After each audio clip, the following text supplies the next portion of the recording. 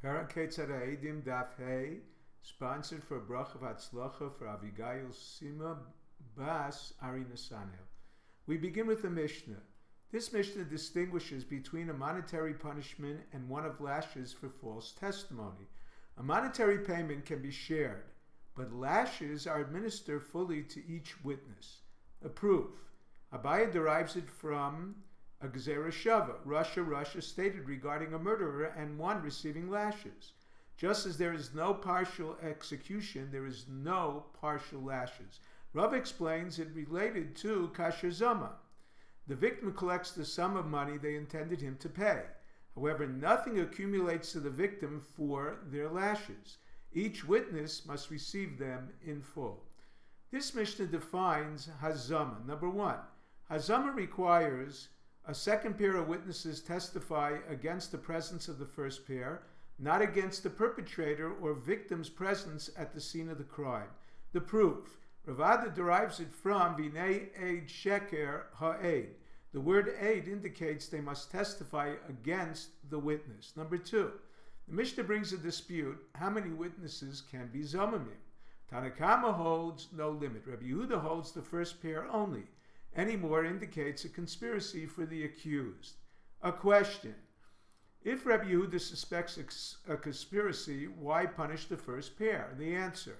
Number one, Rabbi Yehuda explained the first pair was punished before the second was discredited. Number two, Rava disagrees. He holds the suspicion of a conspiracy begins only if the second pair is discredited. The Gemara brings a related dispute of Rabbi Yochanan and Reish Lakish. Reish Lakish discredited any witnesses brought by a woman after she brought two discredited pairs. She established herself suspect. He does not contradict the Rabbanan. They do not suspect a conspiracy because pair of witnesses appeared without being brought by the defendant. Rabbi Yochanan does not disqualify her witnesses. She discredited herself but not her witnesses. Rabbi Yehuda's suspicion is based on the likely prospect that so many witnesses were present at the time of the crime. Rava stated courts cannot rely on extenuating circumstances for the purpose of validating witnesses' testimonies. Number one, two claimed they witnessed the murder on the eastern side of a building. A second pair testified the witnesses were with them on the western side. Their testimony is true only if the eastern side could be seen from the western side with normal eyesight. Number two, witnesses testified they witnessed the murder in Surah Sunday morning. A second pair testified those witnesses were with them in Narda Sunday evening. Their testimony is true only if they could travel normally from Surah to Narda in that time. Cannot be assumed they traveled quick by unusually fast camels. Number three, witnesses testified on Tuesday A murdered B on Sunday. Second pair testified the first pair was with them on Sunday, not at the scene of the crime. However, the second pair testified the murder happened either Monday or Friday. The first pair is liable to execution. The accused is not guilty until convicted by a court. However, if the second pair testified the accused was convicted on Friday or Monday, before the first pair testified, they are exempt. Number four, Rava stated this rule applies to fines as well. The false witnesses pay the accused who can still confess to the fine and exempt himself. However, if convicted, they do not pay. Now we move on to a new Mishnah.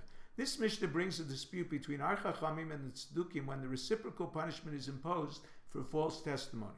The Tzdukim hold they are punished only if falsified after the accused execution because the verse states nefesh b'nefesh. The Chachamim hold only if falsified after the court's verdict because the verse states kasher zamam la'asois le'achiv, implying he is still alive. Terms nefesh b'nefesh indicate the false witnesses are punishable only if they condemned him to death. The reciprocal punishment of lashes in an inadvertent killing is also if the witnesses are falsified after the verdict. We learn this from lashes is learned from a Gezerah Shava, to murder Russia, and inadvertent killing is learned from Rotzeach. Beribi inferred only if the accused was sentenced but not executed are the witnesses punished. Question. Beribi's father asks why not derive the witnesses are punished if the accused is executed by way of a kal v'chomer. Answer.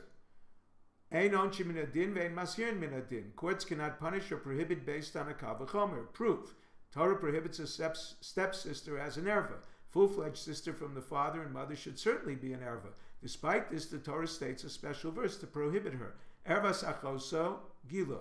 There is a separate verse stating a prohibition for a full-fledged sister as well. If you're enjoying Daf 5, please click on the link below, subscribe, and become a sponsor. Thank you.